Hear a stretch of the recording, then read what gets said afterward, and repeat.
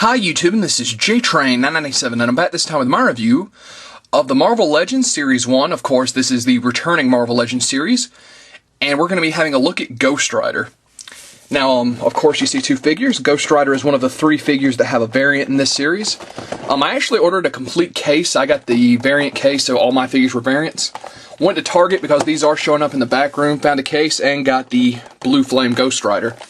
Now, unlike the other variants in the series, this is actually supposed to signify that they are two different characters, I believe. Of course, the Blue Flame being Danny Ketch, Orange or Red Flame signifying that it's Johnny Blaze, of course, from the Jason Aaron's run, Heaven's on Fire, all that jazz. No accessories. Ghost Rider without a motorcycle, unfortunately, again. Something I'm sadly getting used to. He does include both the left and right arm of Terrax. And interesting little new design on the back of the packaging, same for both, of course. Nothing in the way of stats, no read-up, no name, no nothing. Just a huge picture of Ghost Rider. And a little thing says, Fear the coming of the Ghost Rider, fiery spirit of vengeance. Down here are the other characters in the series. So, both awesome looking figures, let's open them up. And here we have both Ghost Riders out of packaging. Now, real quick, there was this folded up little piece that of course tells you all about how you put a Nihilus together in case you're a frickin' moron. On the back, however, is something really interesting, and it's got Tales of Terrax. I'm guessing each one comes with a little read-up about, one of the little stories. This one just kind of tells you how he escaped from a Nihilus when he was trying to kill all of Galactus' heralds and Terrax chopped the world in half. Pretty cool. Of course, the arms of said figure, I've obviously got doubles, don't ask to trade for them or anything. If anything, I'll stick them on eBay. And then we go on to both Ghost Riders. Now, these are pretty much the same identical figure, with the exception of paint apps, which we'll get onto in a bit. The only thing of note between them is that this Ghost Rider, out of packaging, joints are fine. This guy, one of the loosest abdomen joints I have ever seen in my life. I mean, just ridiculous. So, kind of disappointed that. I mean, it's not like he's fallen over, but, loose joint straight out of packaging. So, let's actually get him stood up here. You know what? We're going to put Danny off to the side here. Johnny's my favorite. He's also the variant, as I've already mentioned. Now, detail on these guys is superb. Kind of a bizarre design of Ghost Rider that didn't last too long, but still impressive. It got a figure. He's, of course, got the fire erupting from both of his shoulder pads. It's actually parting, and you can see the tops of the skull. Just very nice. Of course, obviously it's Ghost Rider. A lot of chains on his outfit. Spikes on the boots. Very medieval armor looking feel to it, and I'm loving how they've done the boots. They look scraped and dirty like they've been in a fight.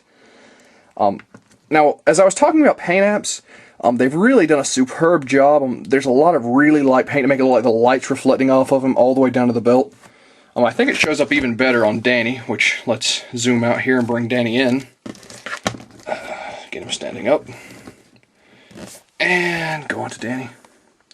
You can just see the blue wash they've kind of put on his outfit, even on his belt, to make it look like the light's kind of reflecting off of him on the shoulder pads as well. That is some damn fine attention to paint detailing, and it really works. Definitely adds a little oomph to this figure, shelf value.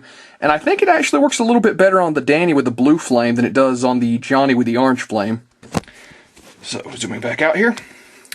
As far as their articulation, we'll be using Johnny, seeing as his articulation is the sturdiest.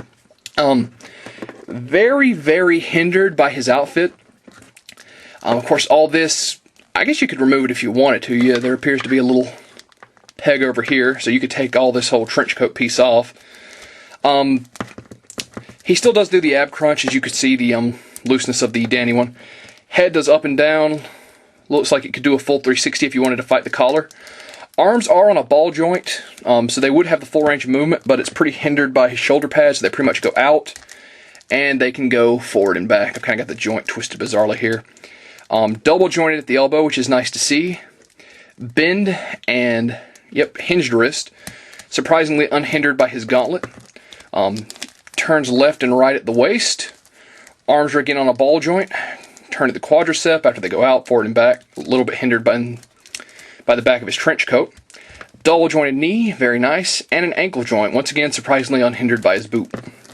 So, I'm a broken record every time I review a Ghost Rider figure that doesn't have one, but no motorcycle. I know it would be a huge, the old Ghost Riders had one from the Marvel Legends line, but they didn't have, collect and connect pieces. Maybe just bite the bullet and make those guys who bought Thor at the Comic-Con buy him again and give us a motorcycle. But, I grudgingly admit that's a little much to ask.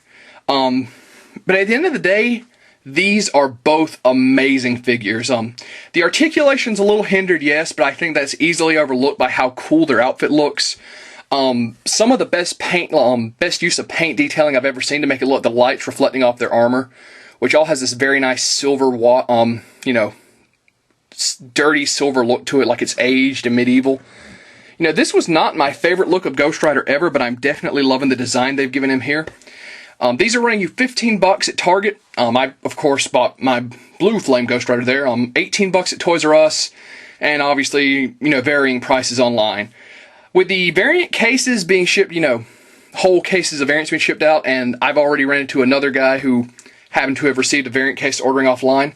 I don't know how hard they're going to be to find. We haven't seen a lot of them pop up at retail yet.